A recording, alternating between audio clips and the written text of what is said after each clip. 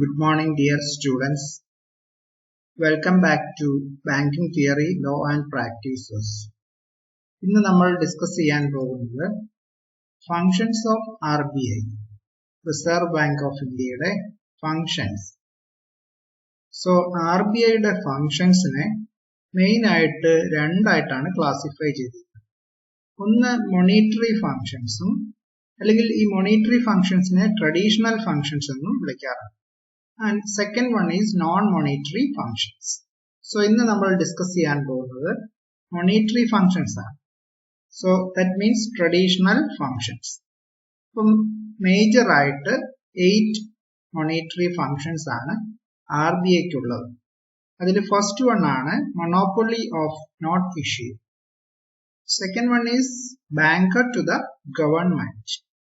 And third one, bankers bank and lender of last resort. The fourth point is act as a clearing house. Fifth one, controller of credit. And sixth monetary function is moral suasion and credit rationing.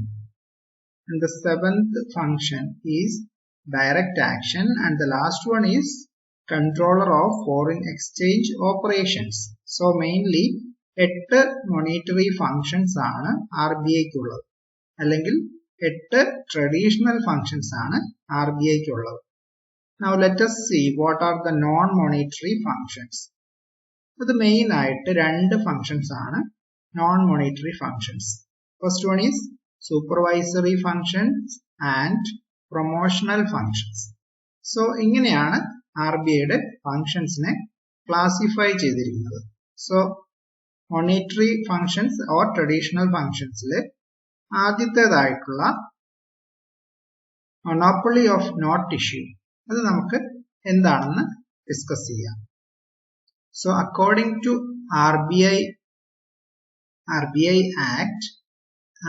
ആക്ടിന്റെ 22ാമത്തെ section പ്രകാരം നമ്മുടെ ഇന്ത്യയിൽ note issue ചെയ്യുവാനുള്ള power RBIക്ക് കൊടുത്തിരിക്കുന്നു, അല്ലെങ്കിൽ currency notes issue ചെയ്യുവാനുള്ള supreme power എന്ന് പറയുന്നത് RBI ആണ്. മറ്റ് ഒരു ഇൻസ്റ്റിറ്റ്യൂഷനോ ഒരു ബാങ്കുകൾക്കോ നമ്മുടെ ഇന്ത്യയിൽ കറൻസി നോട്ട്സ് ഇഷ്യൂ ചെയ്യാനുള്ള അധികാരം കൊടുത്തിട്ടില്ല. എന്നാൽ നമ്മുടെ ഇന്ത്യയിൽ കോയിൻസ് ഇഷ്യൂ ചെയ്യുന്നത്, നാണയങ്ങൾ ഇഷ്യൂ ചെയ്യുന്നത് ministry of finance of the government of India. ഈ ഒരു കോയിൻ അല്ലെങ്കിൽ നാണയങ്ങൾ ഇഷ്യൂ ചെയ്യാനുള്ള പവർ കൊടുത്തിരിക്കുന്നത് RBIക്കല്ല, ministry of finance and government, ministry of finance of the government of India through reserve bank. Reserve ബാങ്കിലൂടെ മിനിസ്ട്രി ഓഫ് ഫിനാൻസിന് നാണയങ്ങൾ ഇഷ്യൂ ചെയ്യാനുള്ള പവർ കൊടുത്തിരിക്കുന്നു. അപ്പോൾ കറൻസി നോട്ട്സ് ഇഷ്യൂ ചെയ്യാനുള്ള സോൾ റൈറ്റ് ആർക്കാണ്? RBIക്ക് മാത്രമാണ്. So the Reserve Bank of India enjoys the monopoly power of note issues. So now let us see the system of note issue. നമ്മുടെ RBI നോട്ട് ഇഷ്യൂ ചെയ്യുന്ന system എന്താണെന്ന് നോക്കാം.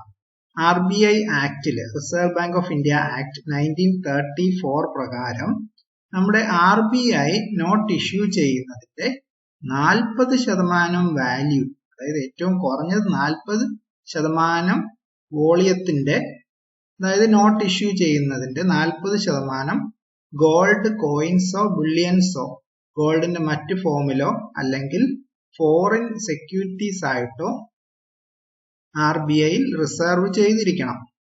So 40%, ഏറ്റവും കുറഞ്ഞത് 40%, ആ ശതമാനത്തിന്റെ ഗോൾഡോ മറ്റ് ഫോറിൻ സെക്യൂരിറ്റീസോ നമ്മൾ ഹോൾഡ് ചെയ്തിരിക്കണം, RBI ഹോൾഡ് ചെയ്തിരിക്കണം.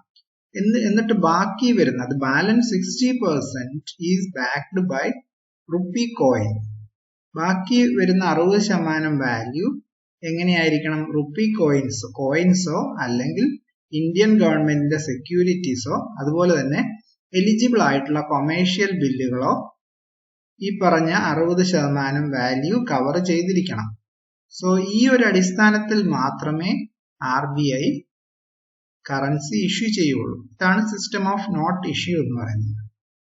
അതിനർത്ഥം RBI ഇഷ്യൂ ചെയ്യുന്ന നോട്ടുകൾക്ക് പ്രൊപ്പോർഷനേറ്റ് ആയിട്ടുള്ള വാല്യുബിൾ ആയിട്ടുള്ള അസറ്റ്സ് അവിടെ കവർ ചെയ്തിരിക്കണം. സോ കറൻസി ഇഷ്യൂ ചെയ്യുന്നതിന് തതുല്യമായിട്ടുള്ള വാല്യൂ ഉള്ള സാധനങ്ങൾ, നമ്മൾ പറഞ്ഞ പോലെ ഗോൾഡ് കോയിൻസോ ബുള്ളിയൻസോ അല്ലെങ്കിൽ ഫോറിൻ സെക്യൂരിറ്റീസോ അല്ലെങ്കിൽ ഇന്ത്യ ഗവൺമെന്റ് സെക്യൂരിറ്റീസോ അത് എലിജിബിൾ ആയിട്ടുള്ള കൊമേഴ്ഷ്യൽ ബിൽസോ, ഇത് ഈ പറഞ്ഞ ഇഷ്യൂ ചെയ്യുന്ന അതിന് തതുല്യമായിട്ടുള്ള ആ ഒരു വാല്യുബിൾ ആയിട്ടുള്ള സാധനങ്ങൾ ഈ ഒരു നോട്ടിന് പകരമായിട്ട് RBI ഹോൾഡ് ചെയ്തിരിക്കണം, അല്ലെ കവർ ചെയ്തിരിക്കണം. എങ്കിൽ മാത്രമേ not issue ചെയ്യാവുള്ളൂ.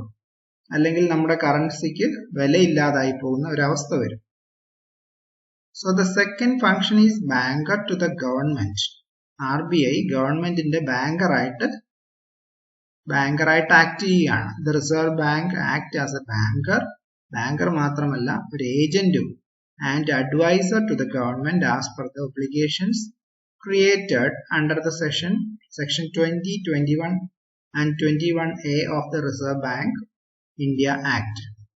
So as a banker, Reserve Bank have statutory obligation of keeping money of the central and state government and provide other services free of charge. State ഗവൺമെന്റിനും central ഗവൺമെന്റിനും പല സർവീസുകളും charge ഇല്ലാതെ തന്നെ RBI provide ചെയ്യുന്നു. അതുപോലെ തന്നെ എന്ത് ചെയ്യുന്നു? സെൻട്രൽ ബാങ്കിന്റെയും സ്റ്റേറ്റ് ബാങ്കിന്റെയും മണി കീപ്പ് ചെയ്യുന്നതും RBI ആണ്. അതായത് സ്റ്റാറ്റ്യൂട്ടറി ഒബ്ലിഗേഷൻ ആണ്. Reserve bank of India state ഗവൺമെന്റിന്റെയും അതുപോലെ സെൻട്രൽ ഗവൺമെന്റിന്റെയും മണി കീപ്പ് ചെയ്യുന്നു. അതുപോലെ തന്നെ ഗവൺമെന്റിന് വേണ്ട സർവീസ് ഫ്രീ ഓഫ് ചാർജ് ആയിട്ട് പ്രൊവൈഡ് ചെയ്യുന്നു. Then the bank collects money, taxes and other charges on behalf of the government. ഗവൺമെന്റിന് വേണ്ടി ബാങ്ക് കളക്ട് ചെയ്യുന്നു. എന്തൊക്കെയാണ്? Taxes and other charges. Then it makes payments on behalf of the central government through its branches and the branches of State Bank of India all over the country. അതുപോലെ തന്നെ ഗവൺമെന്റിന്റെ പേയ്മെന്റുകൾ കൊടുക്കുന്നത് RBI through, RBIയുടെ നമ്മുടെ കൺട്രിയിലുള്ള പല ബ്രാഞ്ചുകൾ വഴി government കൊടുക്കേണ്ട payments കൊടുക്കുന്നു. So RBI act as a banker for the government. So banker to the government.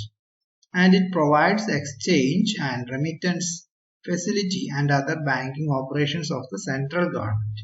അതുപോലെ സെൻട്രൽ ഗവൺമെന്റിന് വേണ്ട റെമിറ്റൻസ് ഫെസിലിറ്റിയും, ക്യാഷ് റെമിറ്റ് ചെയ്യുക എന്ന് പറയുമ്പോൾ നമുക്കറിയാം ക്യാഷ് അടയ്ക്കുക.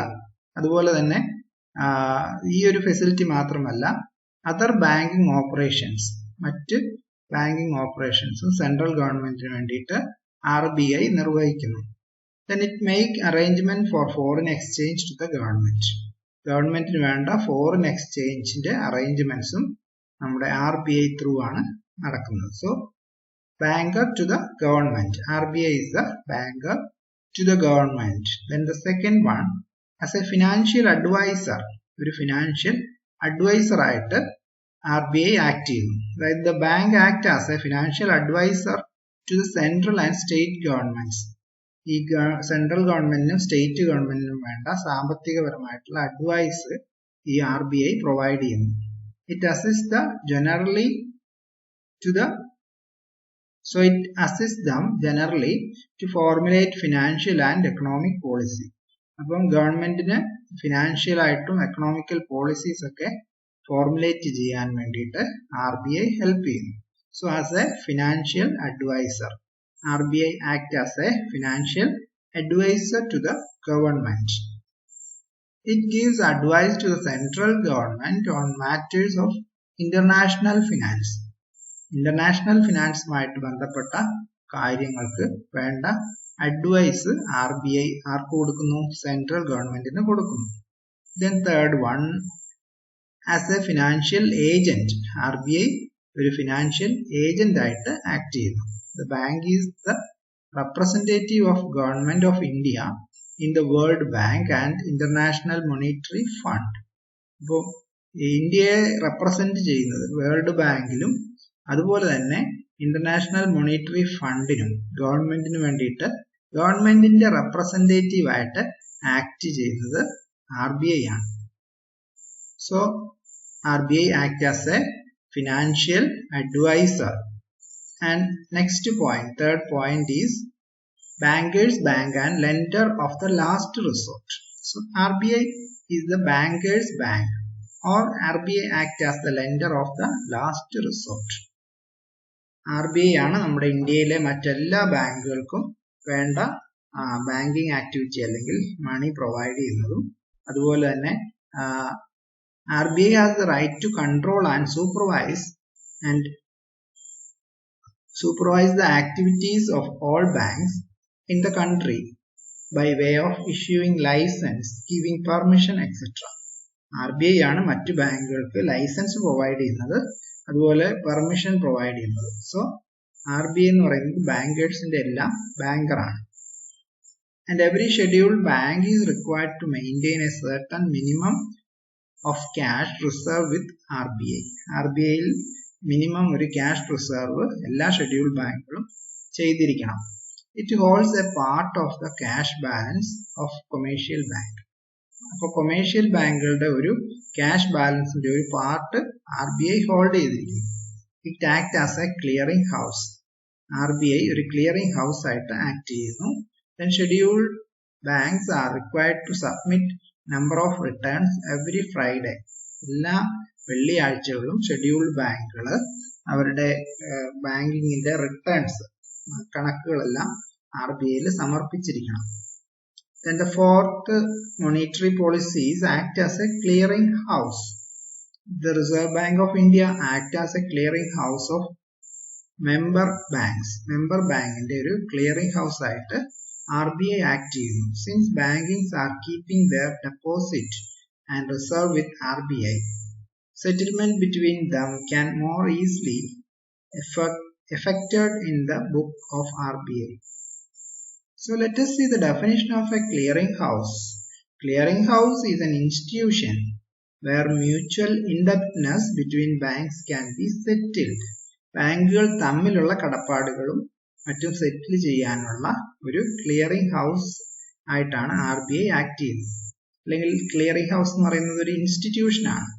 അതായത് മറ്റു ബാങ്കുകൾ തമ്മിലുള്ള കടപ്പാടുകൾ അത് തീർക്കുവാനുള്ള, സെറ്റിൽ ചെയ്യാനുള്ള ഒരു ക്ലിയറിംഗ് ഹൗസ് ആയിട്ട് അല്ലെങ്കിൽ ഒരു ഇൻസ്റ്റിറ്റ്യൂഷൻ ആയിട്ട് RBI ആക്ട് ചെയ്യുന്നു. എല്ലാ ബാങ്കുകളും അവരുടെ ഡെപ്പോസിറ്റും അതുപോലെ തന്നെ റിസർവ്സും RBIയിൽ വെക്കുന്നത് കൊണ്ട് തന്നെ ഈ സെറ്റിൽമെന്റ് വളരെ ഈസി ആയിട്ട് RBIക്ക് ചെയ്യാൻ കഴിയും.